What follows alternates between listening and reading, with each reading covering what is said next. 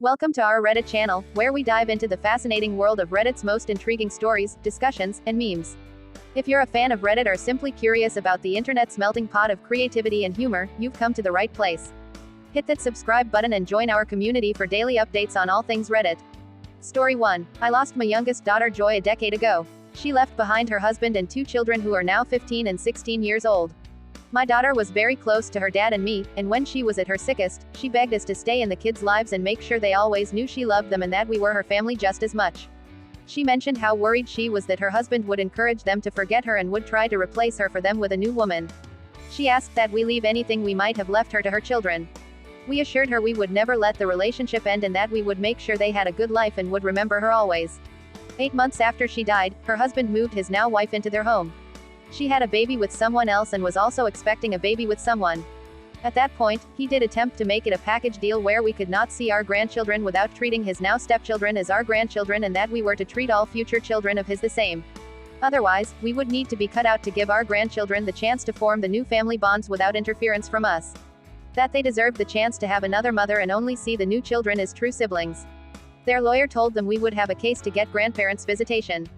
We also sought advice on if we were denied access, if we could obtain that. We were told given our close relationship with the children, it would be easy to get access through the courts. This led to us getting minimal access, but it was all that was needed because our grandchildren were glad to see us and their aunts, uncles, and cousins. In the last few years, my former son-in-law has found himself estranged from his own family, and his wife's family are also no longer in the picture, and he has 6 children, not counting my grandchildren, in his home with no family or support outside of him and his wife.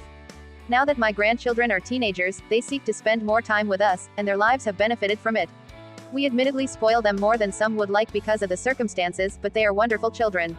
Their father confronted me recently about his other children and how they have no extended family and are suffering seeing their siblings being spoiled. He also said we had already come between our grandchildren and their siblings because they are not close and have never asked for their siblings to be part of the extended family they have. He told me I owe it to his children to step in and give them love and some of the same spoiling. I told him I did not owe his children anything, and that I would never forgive him for what he attempted to do before. He told me I was cold-hearted and callous. Part of me wonders if he's right because the children are innocent. And even though I have never considered them family, they are still young and have nothing to do with my former son-in-law's actions. Am I the asshole? Now for the top of advices. NTA, not the asshole who the F*** moves in their GF 8 months after their wife dies. I feel bad for the other kids cause it sounds like their parents are awful, but that's not your problem. Edit. I have heard so many depressing stories about guys doing exactly this today WTF. My mom always said, women run away, men run to, essentially saying women only leave when the situation gets unbearable dangerous, and men only leave when they have someone else waiting for them. The fact that OP's daughter was really concerned about her husband shacking up with someone else so he could replace her in her kids' lives while she was dying spoke volumes. He chose a woman who already had 2 children and then went ahead and had 4 more with her. Sounds like this guy is more concerned with getting his DCK wet than taking care of his family. Not OP's clowns, not her circus. Good for her for giving her 2 grandchildren the stability they need, not the asshole. Thank you. It is, and it is 100% his lack of moral fiber. Before he was dating, him and I had, for the first time, developed a great relationship. As soon as she came in, I stopped getting phone calls. I stopped hearing from him unless he was mad. Just like when mom was alive. He just doesn't know how to balance more than one woman in his life. Thanks for tuning into our Reddit channel. If you enjoyed our content, be sure to give this video a thumbs up and subscribe to never miss out on the latest Reddit stories. Share this channel with your fellow Redditors and spread the joy of Reddit across the web.